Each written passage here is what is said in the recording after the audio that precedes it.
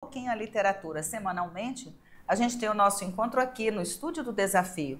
Seja bem-vindo ao grupo, às aulas, né? Aula Show do Desafio. Estamos aqui ao lado do Rio Amazonas, na rotatória do Santo Inês, nos estúdios do Desafio. E com o apoio técnico do Aleph, estamos discutindo literatura portuguesa. E no último encontro, eu me recordo que a gente terminou nosso encontro falando da literatura de Portugal e nós terminamos falando do Bocage, Manuel, né? Manuel Maria do Bocage. Mas para a aula de hoje a gente vai trabalhar o romantismo. O romantismo em Portugal. De 1825 até o período de 1865. Então, aí 40 anos de literatura portuguesa. Nesses 40 anos de literatura portuguesa do período do romantismo, ela foi dividida em 3 fases, para você ter ideia de quais são os marcos essenciais dessa divisão. Vamos começar com um lembrete do que a gente estava ou terminamos de fazer na aula passada, uma breve revisão. Então, nós estávamos falando de que o Manuel Maria Barbosa do Bocage, ele foi um dos grandes escritores do arcadismo português, que pregava a razão, a leitura, a escrita simples, a poesia trabalhada. Então, tanto é que cada um tinha o seu pseudônimo, o seu apelido, o seu segundo nome. E que nas poesias árcades, todos eles tinham uma vida, né? Passavam aquela ideologia de uma vida diferenciada, muito diferente da sua realidade. Por exemplo, o advogado dizia que era pastor. O advogado chamado José Francisco dizia que era o pastor Disseu. Então, o carpe diem, o inutilia truncati, ou algumas outras expressões do arcadismo, preconizavam uma vida diferente, calma, na beira do rio, no meio de uma grama, né? Com uma vida tranquila, a vida de pastoril, uma vida bucólica. E, na verdade, todos eles tinham uma vida extremamente agitada, né? Intelectualizada.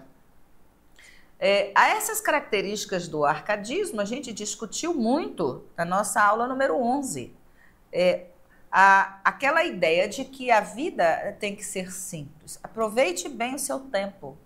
Aproveite bem o seu dia, né? Fuja das grandes cidades, fuja dos tumultos.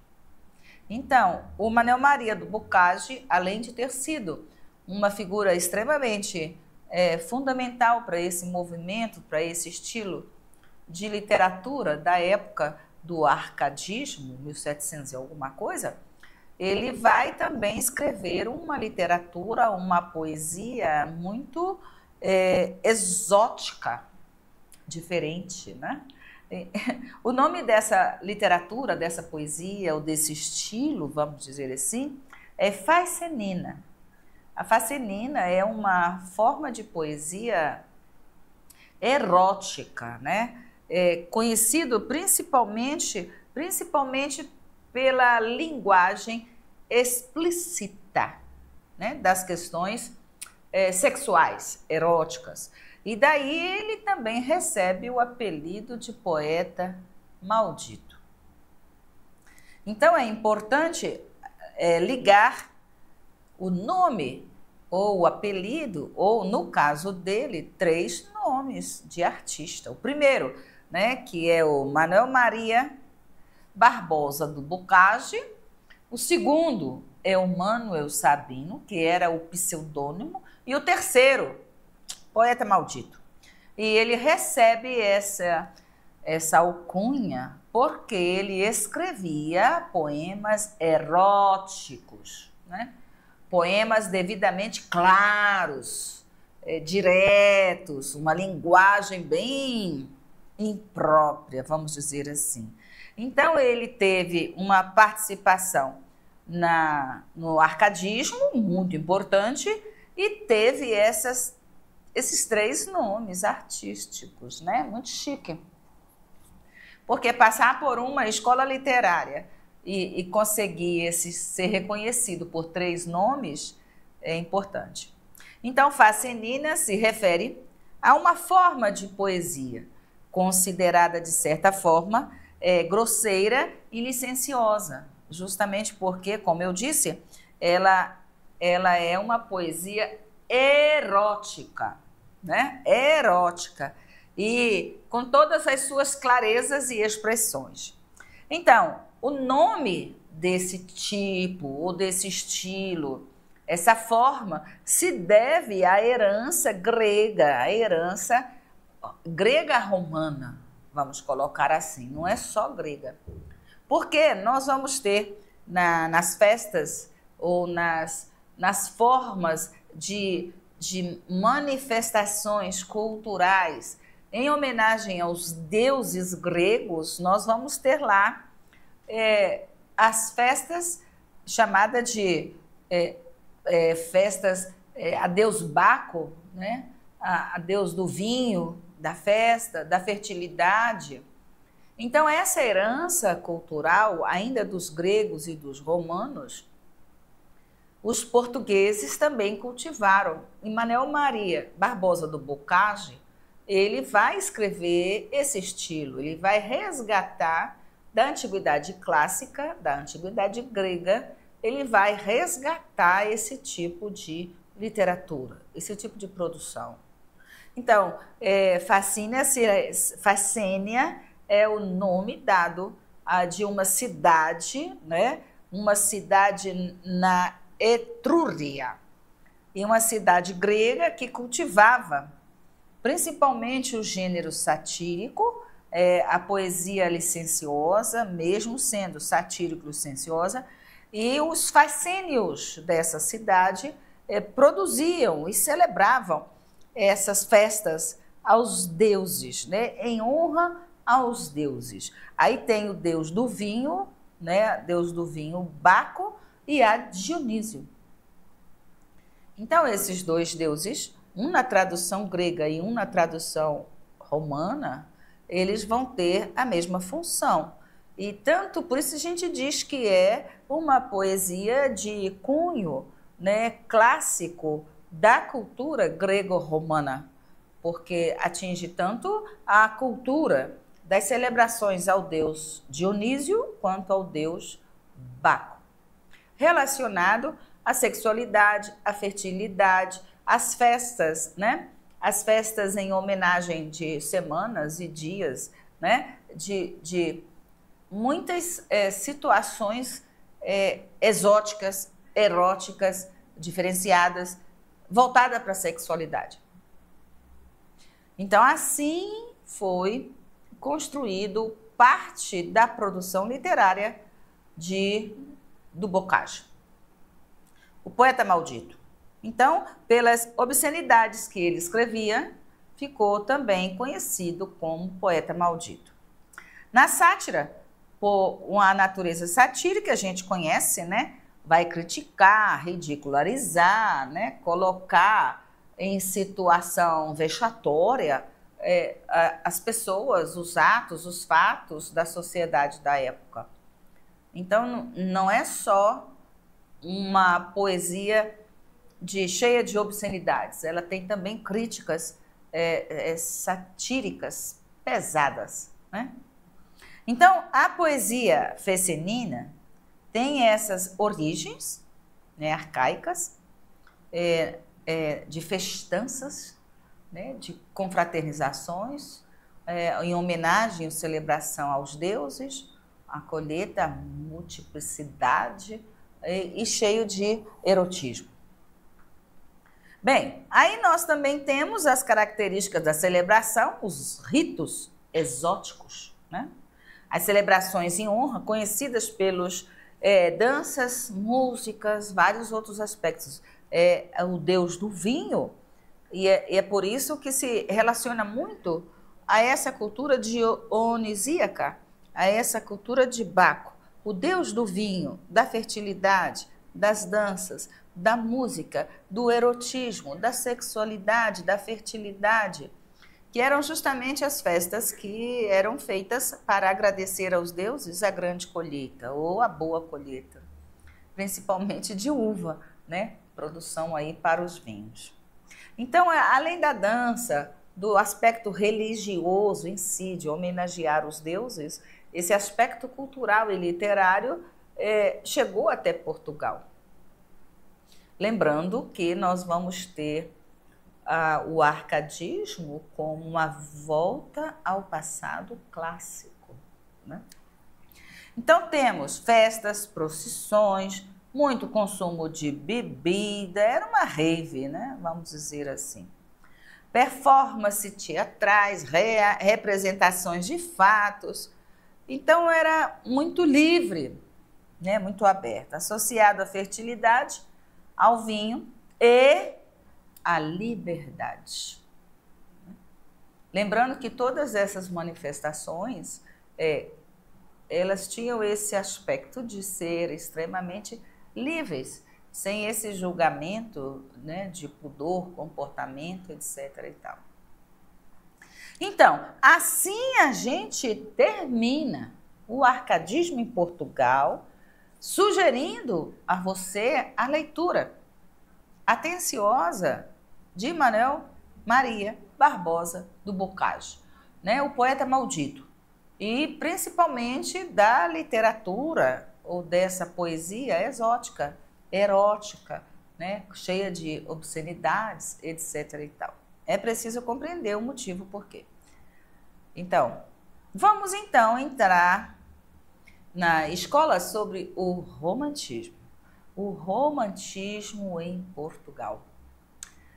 Pela própria palavra, a gente lembra logo de romances, né?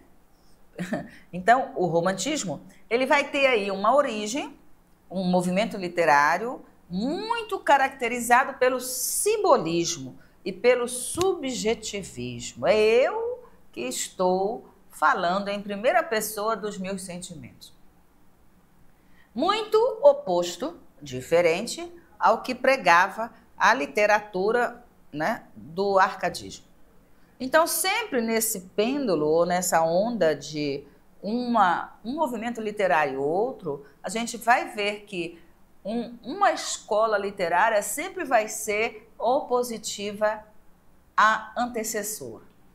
Se no arcadismo tinha uma literatura, uma produção pensada, com razão, escolha da palavra, cheia de uma ideologia assim, de campo, pastoril, a próxima, o romantismo, vai apresentar todas as características diferentes.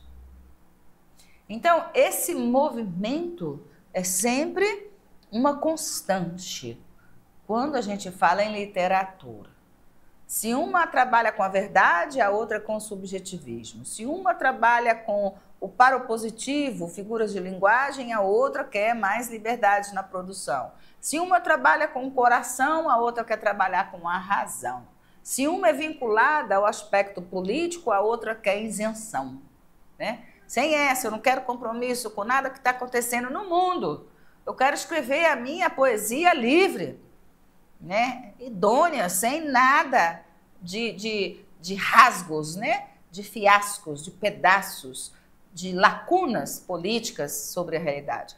Então, uma escola sempre será opositiva à outra. Mais fácil para a gente entender o movimento da literatura toda. Então, o romantismo, ele vai surgir cheio de subjetividade, né? Cheio de idealização, concepção, aquilo que eu penso, aquilo que eu acho, aquilo que eu sonho, né? Aquilo que está num outro plano, não nesse da realidade. Então, o subjetivismo, o saudosismo, essa esfera emocional muito própria de cada ser humano é o que vai dominar no romantismo. Uma das figuras principais de sugestão de leitura, que você já pode, né, não vá pelo resumo, mas você deve ler a obra na sua integridade, é o Almeida Garré.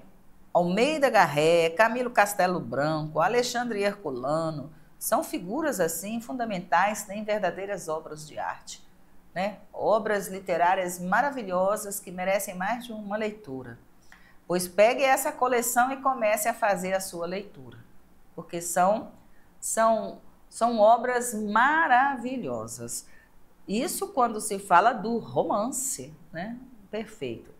Então, alguns desses principais escritores, nós vamos conhecer os três, mas vamos voltar para a origem do romantismo. Afinal, de onde que surgiu? Por que surgiu? Como surgiu?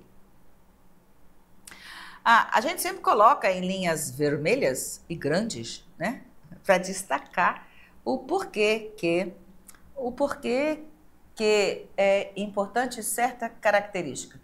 Vamos voltar a 1700, 1756, 1780, quando a França começa a gritar liberdade, igualdade, fraternidade, a Revolução Francesa, a Revolução Industrial, vamos dizer, a independência dos Estados Unidos, né? A Inconfidência Mineira no Brasil. Então, nós vamos ter vários movimentos no mundo gritando e clamando liberdade. Essa liberdade vai chegar na literatura.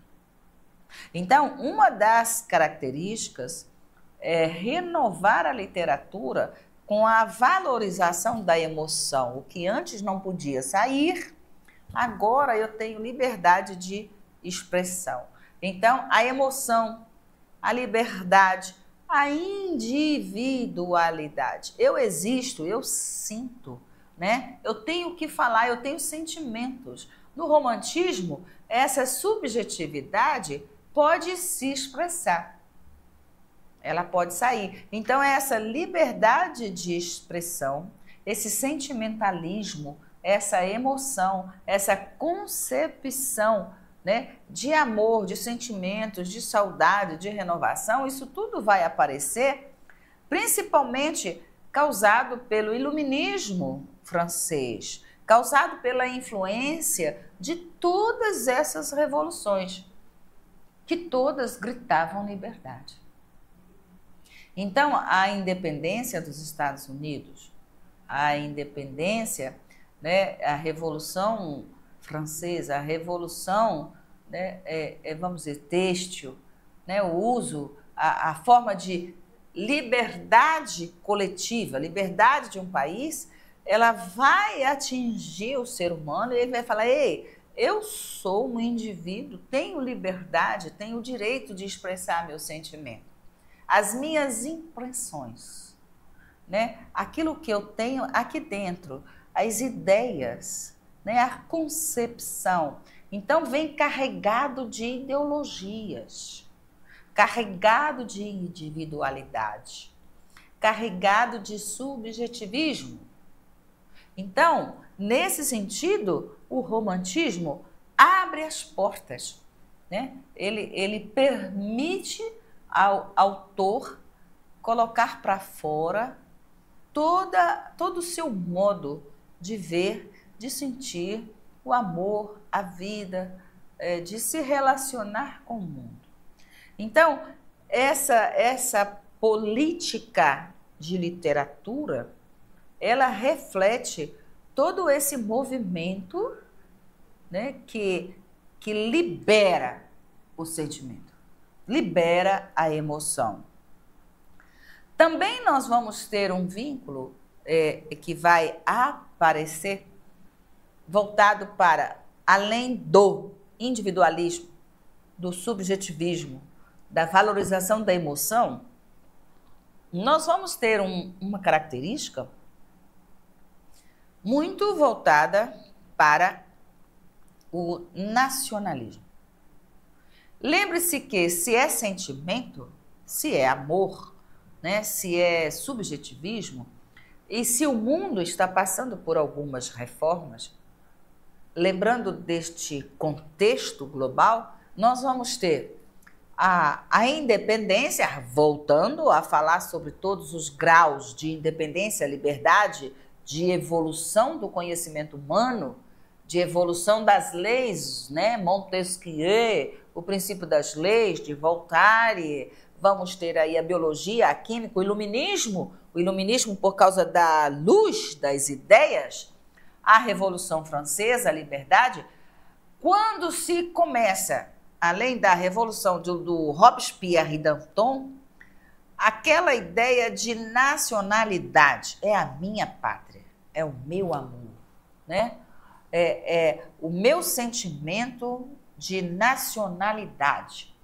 É aquele amor que a gente escuta quando tem, sei lá, um jogo do Brasil, né? E todo mundo se veste de verde e amarelo, feita casa, coloca bandeira, né? Então, esse nacionalismo exagerado, esse amor à pátria é uma das características, principalmente em alguns países que estavam trabalhando a liberdade.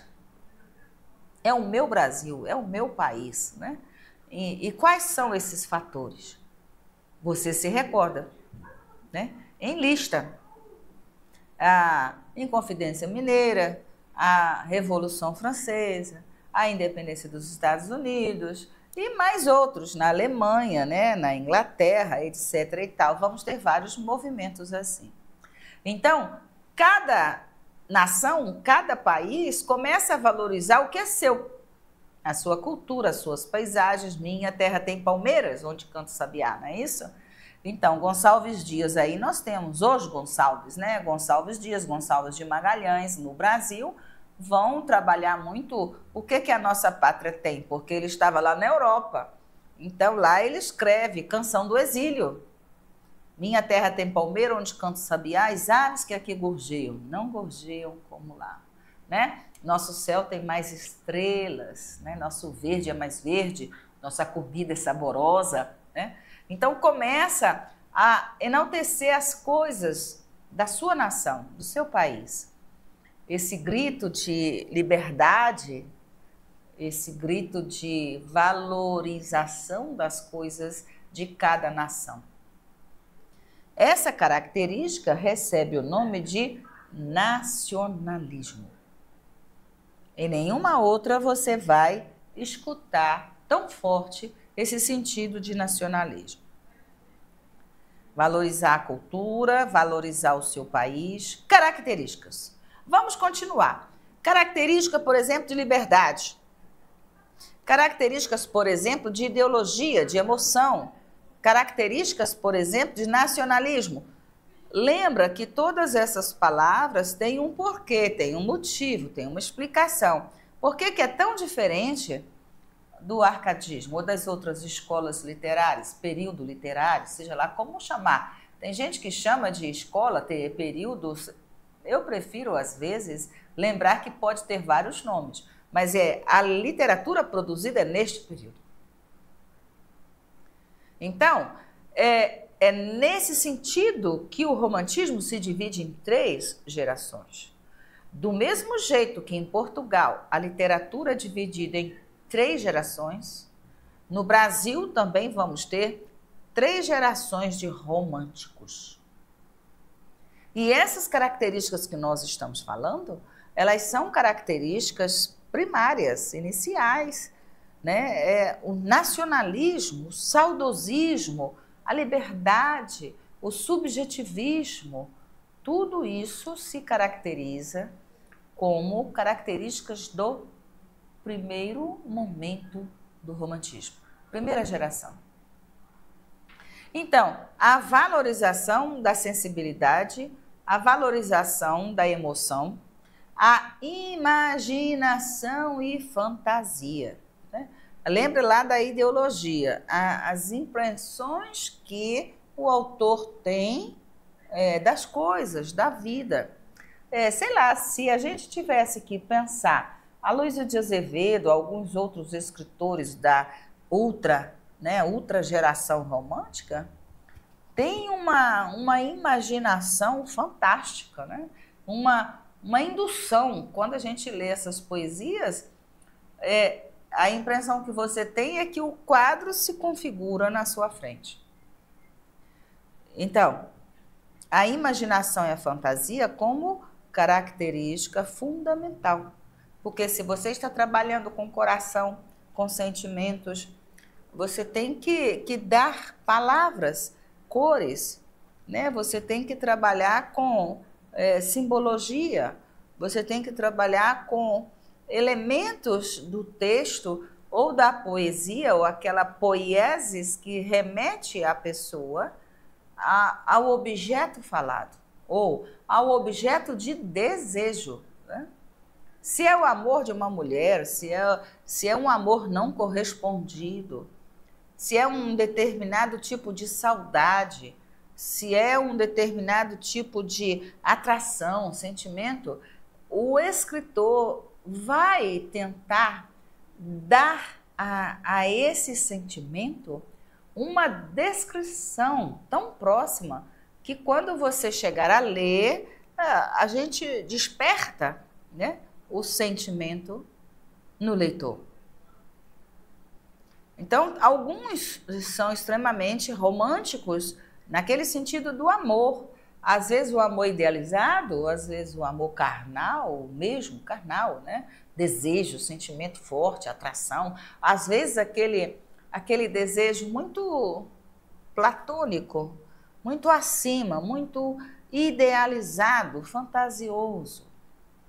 Mas tem que lembrar que a fantasia, a sugestão, a idealização são partes principais. A individualidade, expressão pessoal, se é o que eu sinto, então é o meu sentimento, eu vou dar a ele a expressão que eu quero, a cor que eu quero. Olha, eu não gosto de sentir-me assim. Então, ele vai desprezar até o próprio sentimento. Tem autores que falam dessa forma e colocam o sentimento como uma coisa negativa. Tem outros que já idealiza tanto. Então, você vê a marca, né? A marca ali do autor, as características próprias, a expressão pessoal. Também vamos ter a natureza como um tema, a beleza, a força, os panoramas, né, românticos, geralmente tem todo um enredo, tem todo um detalhe. A natureza passa a ser importante, mas como parte que compõe esse quadro romântico, lembra disso. Dos autores, dos principais e mais no mundo, né? Nós vamos ter na Inglaterra, por exemplo, o Wordsworth, né? É o William, principais do romantismo inglês. Nós vamos ter na Inglaterra o Lord Byron, né? Lord Byron, o poeta mais romântico, que eu diria. A sugestão de leitura vai para o Lord Byron. Além de poeta, dramaturgo. Tem, assim, coisas que vai servir de base para toda uma geração, né, de escritores. Lord Byron. O Goethe, né, da Alemanha. Nós temos também aí uma contribuição grande, teve um impacto muito grande, que vai influenciar e continua, né? Então, veja que cada país vai ter os seus grandes escritores, vamos dizer assim, românticos, que vão se desdobrar em várias outras épocas e escolas e estarem até hoje fazendo sucesso, vamos dizer assim. Então, quando a gente fala da importância dessa literatura universal, passa anos, as obras completam 50 anos, 100 anos, né? O Pequeno Príncipe, por exemplo, mais de 100 anos. Então, são obras que têm grande valor de expressão literária, porque elas comportam em si vários elementos essenciais ao ser humano. A temática sobre o amor, a saudade, a ideologia de mundo, né? Aquela visão que tudo pode estar perfeito, que o mundo pode circular bonitinho, redondinho, assim, deixa de ser romântica, porque a realidade é diferente, a realidade é nua e crua, né? Na realidade não é bem assim. Então, às vezes, nós temos uma visão muito romanceada das coisas e até das pessoas, e a decepção, quando vem, é forte. Então, a ideia, o princípio de que esses elementos ou temas, né, e temas românticos, eles estão em qualquer um ser vivente. Né? Em algum momento, a gente está sempre acreditando no bem, no belo, no melhor, no mais suave, naquilo sem conflito, naquilo de, né, apaziguar, naquilo da gente idealizar e acreditar que é uma coisa boa, sem estar ali marcado pela decepção, pelo conflito, pelo sofrimento. Então, essas ideias ou esses ideais românticos são calmos, são expressões ideológicas, né? Ideologias de pessoas que acreditam, fantasia e pensam. Ou, por outro lado, a característica do saudosismo. Para quem vive muito no passado, o passado é uma forma, uma expressão, é uma característica do romântico. Né? Não aceitar o presente, não viver o presente. Estar sempre se dirigindo, ou que era melhor, era que no meu tempo era assim, é uma visão romântica das coisas. O saudosismo é característica do romântico.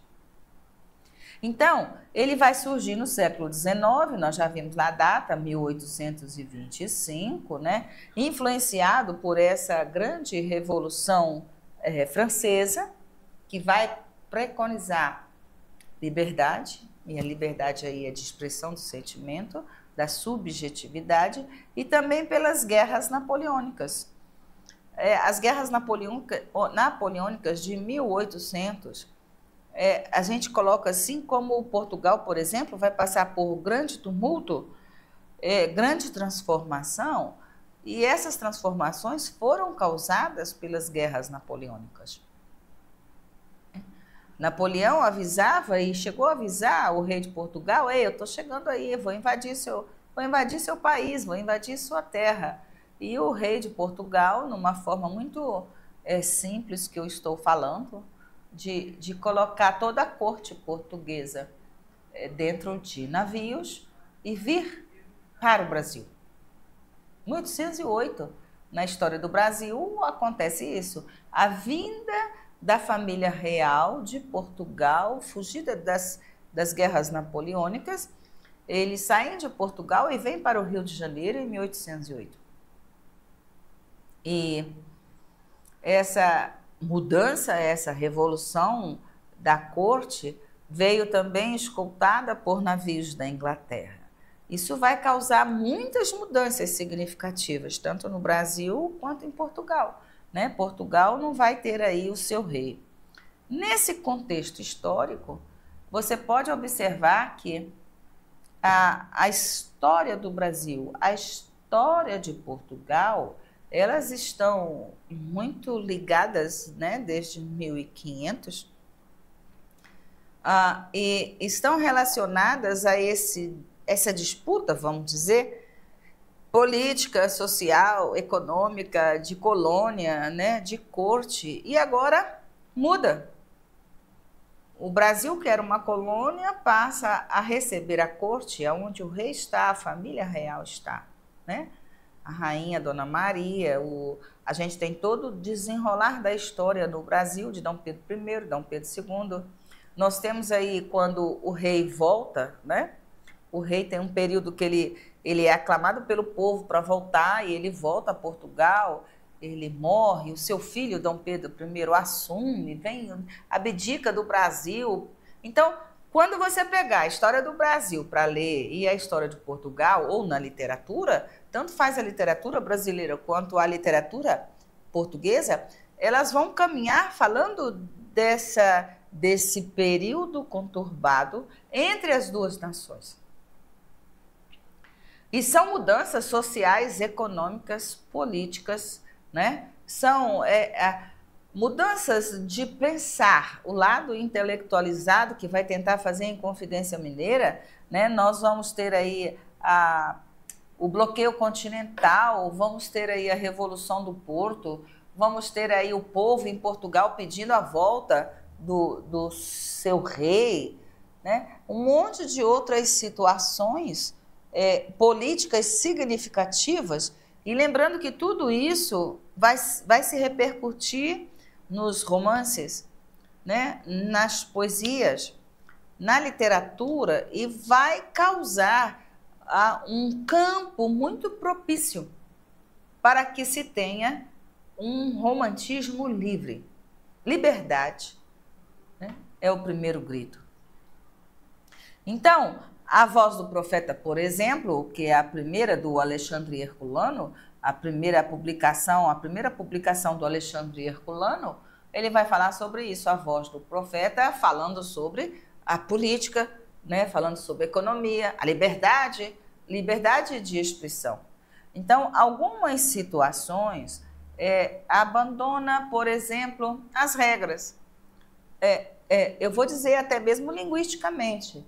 Se a gente lembra que lá no arcadismo ou no barroco, né, nós tínhamos lá as figuras de linguagem, a proibição da lei, da influência da igreja, não podia criticar o rei, né, não podia criticar a igreja, era considerada herege. As figuras de linguagem eram uma forma de ludibriar, de chegar a uma produção literária sem ser perseguido, sem ser considerado traidor. Já no romantismo, essa liberdade vai aparecer de forma muito, vamos dizer assim, firme, porque ele está falando do coração.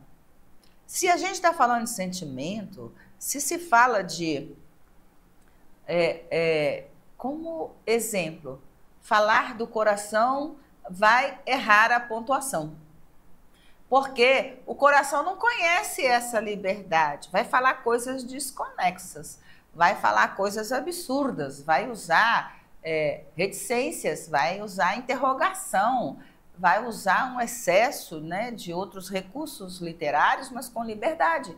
Porque se está falando no momento de emoção, se está falando de um sentimento, não existe aquela coisa muito rigorosa, né, dos aspectos linguísticos, gramaticais.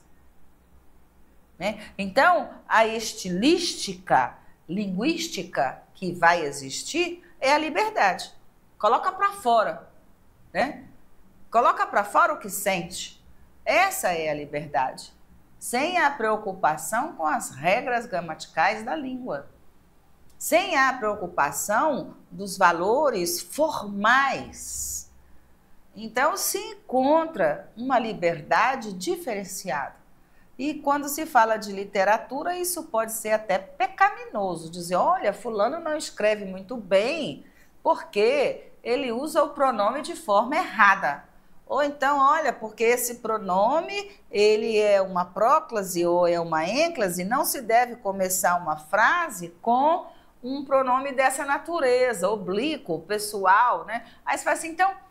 Mas se tratando de coração, de sentimento, de emoção, né, de inspiração, de momento de pura emoção, você observa que não são considerados erros gramaticais.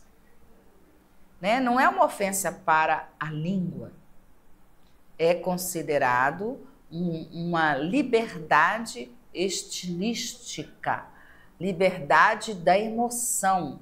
Então, é um pouco mais solto, não está preso a nenhuma forma, a nenhum gancho. Né? A expressão linguística, a liberdade linguística vai dizer assim, esqueçam as regras e coloque para fora o que você sente, coloque no papel. Né? Falar com o coração, ele exige essa liberdade. E a liberdade é também no escrever. E, às vezes, esses poetas ou esses escritores, às vezes mais modernos, que trabalham com essa liberdade, são criticados erroneamente. Ah, mas você colocou o pronome pessoal primeiro oblíquo no início de um verbo. O lugar dele é pós-verbo. Essas análises literárias ou essas críticas literárias, é preciso reconhecer bem quem está falando, quem é o narrador, né? E qual é a classe, vamos dizer assim? Você está falando de pessoas cultas, você está falando de uma pessoa rural, você está falando de uma pessoa de uma linguagem regional. Então, Carlos Magno é um que tem um livro, Preconceito Linguístico, que fala muito bem sobre isso. O regionalismo, a forma que a gente tem de julgar a escrita ou a fala do outro. Como é o falar baiano, como é o falar do Amapá, os editores de livros, as pessoas que traduzem obras, as pessoas que trabalham com edição, às vezes trocam uma palavra e o autor até fala, ei, não mexe nisso aí não, porque isso aí é uma forma de expressão usada pelo povo do Amapá. Muito diferente dessa expressão ou de uma outra lá no Rio Grande do Sul. E o romantismo, trabalhando com essa linguagem cheia de liberdade, vai trazer alguns elementos inovadores assim. Então, não existe aquela regra gramatical, linguística, taxativa, ferrenha, firme. Ela precisa ser encarada como flexível, porque são coisas do coração. Então, as coisas do coração não obedecem essas regras gramaticais. A valorização da emoção, a gente já viu, sentimentalismo, né? A exaltação. É exacerbado, essa é a verdade. O romântico é que nem Cazuza, é exagerado, né? Então, exagerado, exagerado. O sofrimento é sofrimento mesmo, né? Quer morrer, quer suicidar ou fugir, né? Emagrece 20, 30 quilos, né? Muitas situações trágicas que a gente vê na história da literatura, não só como moda ser romântico. Para ser romântico, você tem que sofrer? Será que é assim? Mas na ideologia é mais ou menos. Você tem que saber o que é saudade. Você tem que saber o que é um amor platônico não correspondido, né? Você tem que saber o que é aquela dor de amor, de saudade, de paixão, né? De carência. Então, as obras românticas trazem para a gente esse exagero do sentimentalismo, né? Esse exagero, essa exaltação, né? Por isso se diz que é um amor platônico idealizado. Eu amo demais. Eu quero pegar, beijar, abraçar.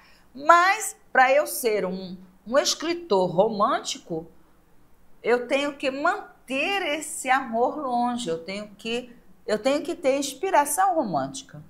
Para ter inspiração romântica, eu tenho que ter o sentimento. Então, para ter o sentimento, eu tenho que sofrer, eu tenho que passar a sentir essas coisas para compreender como que a gente escreve sobre isso. Eu me recordo que na obra das cantigas de amor, cantigas de amigo, lá do trovadorismo, de 1120, de 1180, na história de Portugal, nós vamos ter muito esse sofrimento amoroso, né? É aquela saudade, é aquela entrega total, né? a esse sentimento. Sendo sentimento, não coloca a realidade, não. Por isso que é amor idealizado. Por isso que o poeta sofre. Tem desejo, tesão, mas não vai para um crau legal, não. O negócio fica à distância, fica só no pensamento. Porque é o preço que o poeta romântico paga. para ter a inspiração romântica, né? Em algumas obras, vamos dizer assim, fantástica, o medo, assombração, poesia no cemitério, usar drogas para buscar inspiração, para viajar, né? Para ter formas ou conhecimento do que é isso.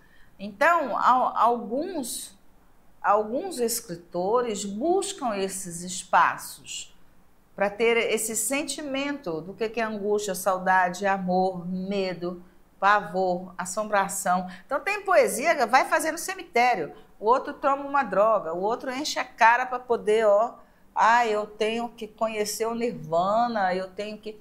E outros buscam esse sofrimento pelo próprio sofrimento, né? Esse sentimento no sofrimento. Deixa de viver para viver a ideologia pregada. Para ser romântico tem que sofrer por amor, né? Então, um amor bem realizado e vivido não é romântico. Aconteceu, né? Por isso que quase todos os romances se diz assim, depois que o cara casa ou consegue a sua amada, acabou. Acaba aí, é ser finia, né? Acaba o romance. Porque até então, tudo que se escreve, tudo que se busca, está sendo movido por esse sentimento. Aí se diz que é uma exaltação ao sentimento. Nacionalismo, que a gente já falou, né? O nacionalismo como uma característica mundial. Cada país vai buscar valorizar sua cultura, né? Olha, minha terra tem palmeira, aqui tem montanha, aqui tem história, aqui tem gente bonita. Então, isso é um aspecto romântico. O culto ao fantástico, né? Como a gente falou, ao fantástico no sentido de buscar inspiração até no cemitério, né? No negro, na noite, né? Na magia, vamos dizer assim. Então, nós temos em Portugal esse grito de liberdade literária, esse sentimentalismo literário, esse exagero literário, esse nacionalismo exagerado, mas tudo tem um porquê. Em 1830, aí no auge aí do romantismo, nós vamos ter a turbulência, vamos dizer assim, que é a Guerra Civil Portuguesa. Nós vamos ter também a conhecida, né, vinda do Dom Pedro no Brasil, Dom Pedro I aqui e Dom Pedro IV lá, eles são liderados por Dom Miguel. Por que essa revolução vai causar tanta mudança na literatura? Primeiro porque na Revolução do Porto foi um acordo feito, né, que o rei, quando não tem um filho, principalmente nessa época, né, não tem com quem deixar, vamos dizer, seu trono, suas terras, então foi feito um acordo para que a sua filha, Maria da Glória, se casasse com Dom Miguel e que ele, né, quando atingisse a maioridade, no entanto, não deu certo, né? A política, Dom Miguel assumiu para si o reinado de Portugal. É um certo golpe político. Nesse golpe político histórico, né, vamos dizer que o povo não admitiu. O povo começa, né? Porque Dom Pedro vai abdicar do trono, vai chegar lá, e essa mudança política vai acarretar em Portugal a monarquia constitucional, né? Não tem mais lugar para reis depois da Revolução Francesa. Então, Portugal vai passar por essa mudança. Em 1830, né, com a Revolução do Porto, igual aconteceu na França, Portugal vai mudar o seu regime, vai ter uma monarquia constitucional, o povo vai se sentir o quê? Livre. Além da liberdade política, social e econômica, nós vamos ter a liberdade na literatura, nós vamos ter aí a característica do nacionalismo. Quando Portugal passa a ter uma constituição, não é isso? Ele vai gritar liberdade, nacionalidade, é nosso país, o povo vai ter espaço. O individualismo aparece na literatura. Então foi a Revolução do Porto, foi uma independência de Portugal, né? Foi uma revolução portuguesa e vai causar essa mudança no pensamento. As pessoas não estão mais presas, né? As pessoas não estão trabalhando mais com um absolutismo. Então, essa revolução foi importante para despertar o espírito de nacionalismo, né? Despertar o amor à pátria. E essas características são românticas, né?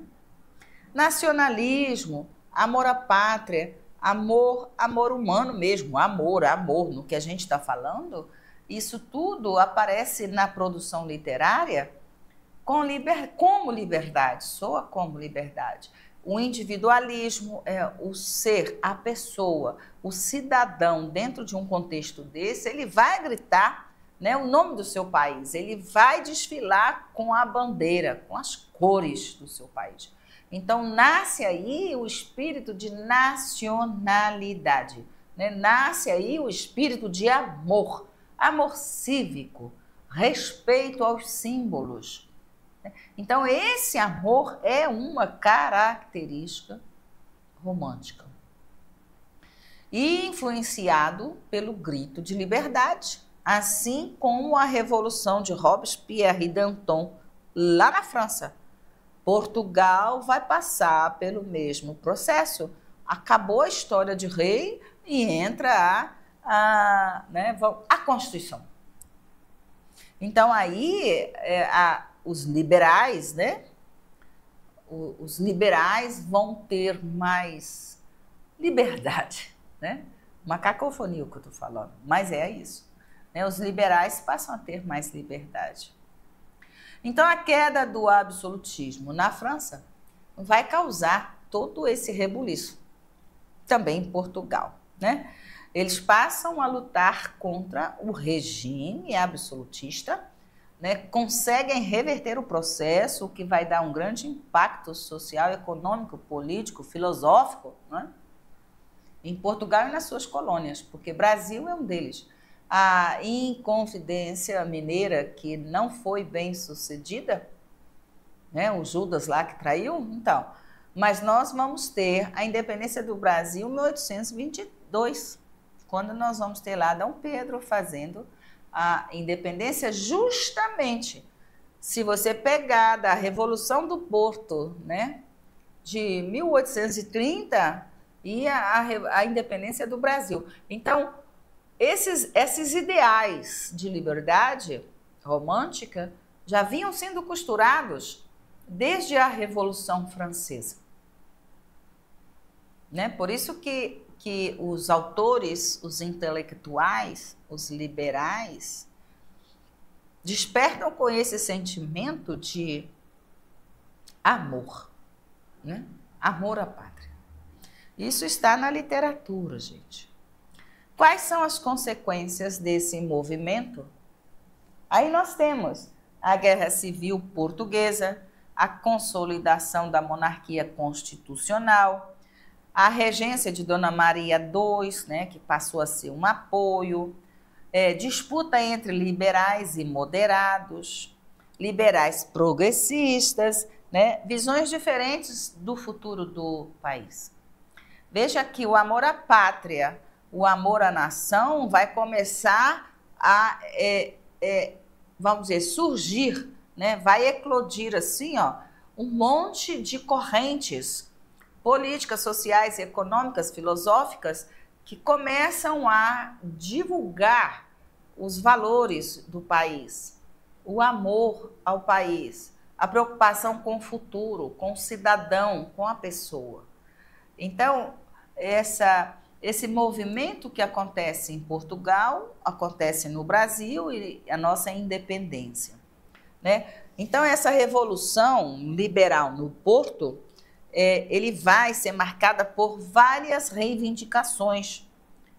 Se isso vai acontecer em 1820 em Portugal, em 1822 acontece no Brasil, não é isso? Constituição, criação da Constituição que limitasse o poder do absolutismo, do soberano, estabelecer uma monarquia.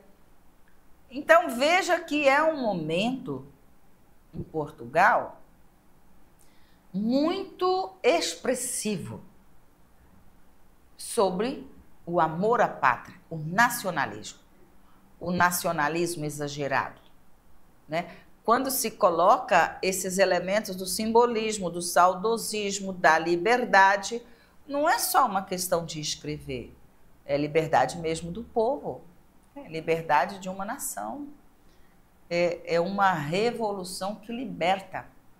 A forma de escrever esse amor ou esses sentimentos é novo, é uma forma nova. Eu posso falar o que eu quero, por exemplo, eu tenho uma Constituição que me protege, né? Eu não estou sofrendo as consequências de uma perseguição política, eu não tenho amarras, né? Então eu posso me expressar livremente. Então o fim do absolutismo em Portugal, ele vai trazer, vamos dizer assim, vai trazer muita liberdade e evolução literária. Porque tudo que até então estava amarrado com o limite, vamos dizer assim, né, do poder do absolutismo, essas amarras se quebram. A liberdade passa a ser um novo regime político, liberal, e um novo regime e forma de expressar, de escrever. Essa produção de 1825, 1865, do romantismo português, traz todo esse primeiro momento. Amor à pátria, né? Liberdade, sentimentalismo, a forma de escrever que possa colocar as críticas, colocar a sátira, colocar as questões vamos dizer assim, dos comentários livres sobre qualquer tema. É uma liberdade nunca vista anterior. Os grandes escritores ou os grandes teóricos, não só da literatura, mas do conhecimento humano, lembrando que eles foram perseguidos terrivelmente. Ora pelo rei, ora pelo filho do rei, ora pela igreja. Então, é necessário lembrar que uma explosão de liberdade na Europa. Então, as consequências, tanto para o Brasil quanto para Portugal, são visíveis, né? Os fatos históricos comprovam. Nós vamos ter aí todas as revoluções, as revoluções que acontecem na Europa entre França e Portugal, 1700, a Inconfidência, nós vamos ter a independência, isso tudo acontece no período romântico. Romântico. Os brasileiros, se sentindo pressionados, acabaram forçando a barra para o grito de liberdade, né? Então, a Inconfidência Mineira foi um preâmbulo para a independência do Brasil. Terminado esse contexto que a gente fala de o que estava acontecendo com o povo português, para a gente entender que a primeira geração romântica é esse amor nacionalista. Então, no primeiro momento, não se discute o que é romântico, se discute o que é da pátria, o que é nacional, quais são os nossos valores, o sentimento que invade o povo português é um sentimento de amor exagerado à sua terra natal, né? Às coisas da sua terra natal, ao povo português. Então, os autores, como por exemplo Almeida Garré, que é o primeiro dessa fase nacionalista, vai escrever Viagens à Minha Terra, vai valorizar, vamos dizer assim, vai valorizar os espaços, os locais, né, as ruas, as vilas, né, vai valorizar as flores, vai valorizar a natureza, a topografia, né, aonde está o oceano, aonde está as montanhas, assim, e vai descrever tudo isso. Então, valorizar as coisas do seu país, nacionalismo puro. Na segunda geração, chamada de ultrarromântica, nós vamos ter esse amor, né, acima do limite, exagerado. Aí já entra para o amor pessoal, individual, da paixão, de gostar. Camilo Castelo Branco, amor de perdição, amor de salvação, né? Muitos casos em que nas obras literárias a gente observa até o ordenamento jurídico de Portugal na época. O que acontecia se a pessoa casada se apaixonasse por outro, né? Se tivesse traição. Então, amor de perdição, de Camilo, e Amor de Salvação são duas obras que te dão um panorama de sofrimento, de amor, de prisão, de tristeza, e o amor continua firme. O sentimento prevalece, né? Então, o que era feito? Como era condenada, né, uma pessoa que tivesse esse tipo de sentimento por outra e sendo casado? O ordenamento jurídico aparece, a sociedade aparece, a crítica aparece, mas isso tudo como um pano de fundo, porque na segunda geração romântica o amor permanece, independente de qualquer sofrimento, né? Sem analogias, porque é muito perigoso a gente ficar fazendo comentários com analogias, mas sofre lágrimas, lágrimas de sangue a vida toda e não consegue ter esse amor vivenciado, real, né? Leva aí uma vida inteira de lágrimas, passa por um, outro, 3, 4 obstáculos, né? Traições, confusões, uma vida inteira de sofrimento. E não consegue a realização desse sonho. Essas características românticas se dá para a segunda geração romântica. Enquanto a primeira geração trabalha com tudo voltado para o país, para a nação, um amor exagerado para a nação, a segunda geração romântica vai trabalhar esse amor sofrido, né? Passou uma vida inteira e ele vai narrar para você aquela busca, aquela luta, aquele conflito, aquela vida infeliz, e aquele sentimento de amor vai prevalecer, vai continuar até a morte. Se a gente pegar aí Romeu e Julieta, Shakespeare, é nesse estilo.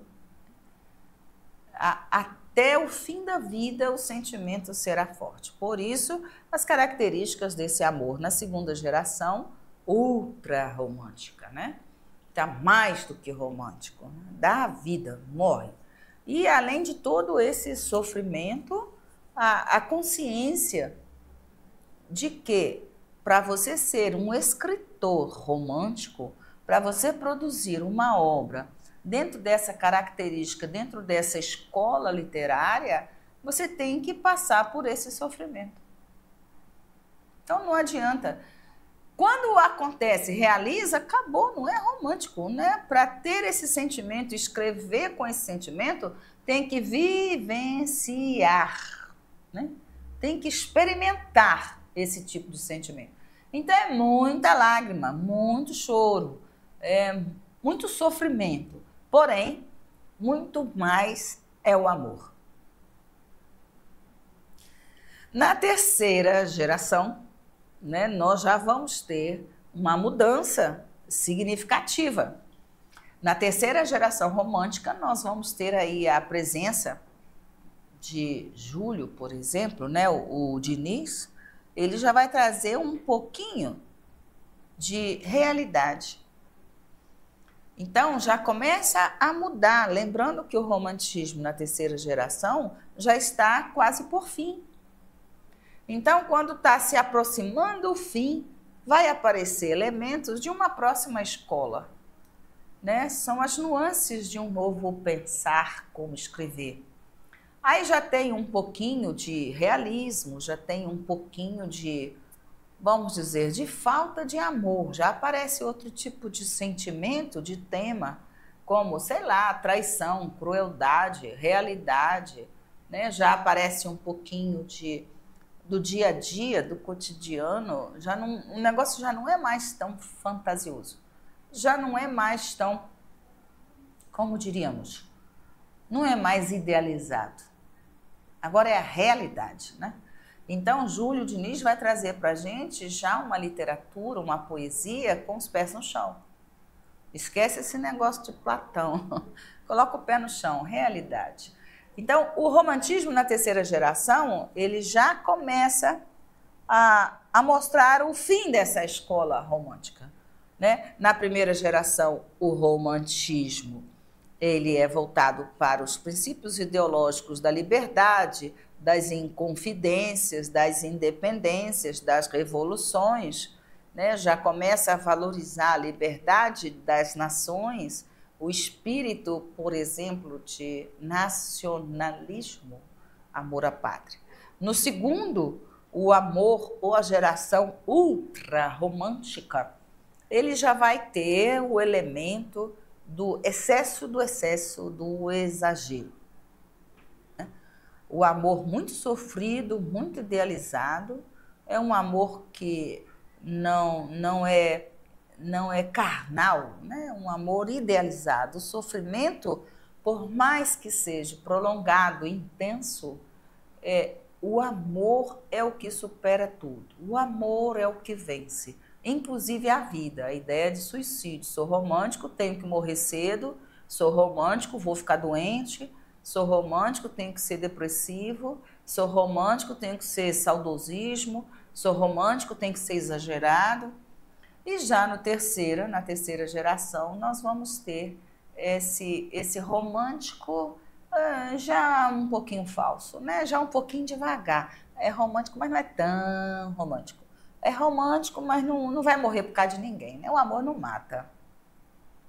Começa a colocar o pé no chão, tira esse amor, tira essa paixão da sua cabeça, né? Começa então a surgir novas características com outros temas importantes que vão crescer a partir de 1865. Alguns autores principais desse período, nós vamos ter aí Almeida Garré, vamos ter o Alexandre Herculano, principalmente com a publicação da Voz do Profeta, e vamos ter Camilo Castelo Branco. Eu até coloquei o nome das duas obras, Amor de Perdição e Amor de Salvação. Tem que ler os dois romances juntos, porque são fantásticos, né? São fantásticos. São obras de arte, assim, maravilhosas. Então, o primeiro autor mais significativo que a gente vai ter é Almeida Garré. Ele vai inaugurar o romantismo em Portugal e ele vai ter um papel fundamental, principalmente quando Ele era de Douros, né? Teve a sua vida toda ali, mudou-se para fugir da Guerra Napoleônica, que foi o contexto que a gente colocou lá atrás. Napoleão assustando Portugal, invadindo, então ele se muda, família se muda. Ele é formado pela Universidade de Coimbra, Direito, participou da Revolução Liberal no Porto em 1820, o que vai acarretar com a Constituição. Lembra disso? A liberdade do povo português deveu-se, né? Há também a participação do Almeida Garré. Por isso que ele inaugura esse sentimentalismo nacionalista exagerado, quando acaba com o absolutismo em Portugal e inicia o direito da pessoa, a Constituição, né? Ele auxilia o liberalismo, ele auxilia os liberais. E acaba aí o absolutismo e começa uma liberdade intelectual, uma liberdade poética, uma liberdade política, uma liberdade econômica, jurídica em Portugal. Então, Almeida Garré vai produzir elementos, tanto na poesia quanto na narrativa, né? Ele escreve lá sobre Camões, o título de Camões e Folhas Caídas, a liberdade de uma nação. É o principal que a gente pode trabalhar para ter ideia do que o que foi esse sentimento de liberdade do país. É o que vai acarretar no Brasil em 1822 com a independência do Brasil. Nós estamos falando do trabalho de Garré de 1820, né? Assim como Lord Byron, outros, Walter Scott, outras obras românticas do período. É importante a gente lembrar disso. Então, Retrato de Vênus, poema que gerou controvérsia, um conteúdo libertino, né? Camões, marco inicial do romantismo, Folhas Caídas, uma coleção de poesias inspiradas principalmente, né, no seu amor tardio por Maria Rosa. Dizem até que quando ele voltou, a namorada dele estava casada com o irmão. Então, pode ver que, de um lado, ele é romântico porque tudo na política deu certo, mas no amor ultrarromântico da segunda geração já não dá certo assim, né? Então, ele também tem tragédia considerada como obra-prima, quando ele escreve Frei Luís de Souza. Então, é um escritor extremamente intelectualizado, perfeito na forma estilística gramatical. Ele escreve vários gêneros, peça de teatro, ele vai escrever, como se diz, além da poesia, além do romance, além do teatro. Ele também teve uma participação política fundamental. Esse é a parte de contribuição de Almeida Garré. Eu agradeço a vocês, compartilhe, vamos lá, curtir a nossa aula, manda mensagem, pergunta. Eu fico na paz e espero que todos vocês fiquem com Deus. Nossa próxima aula já está aqui, o fera, né? Daqui a pouco chega o fera para estar com vocês. O professor Russo já está no pedaço. Um beijinho, até a próxima. Obrigada. Tchau.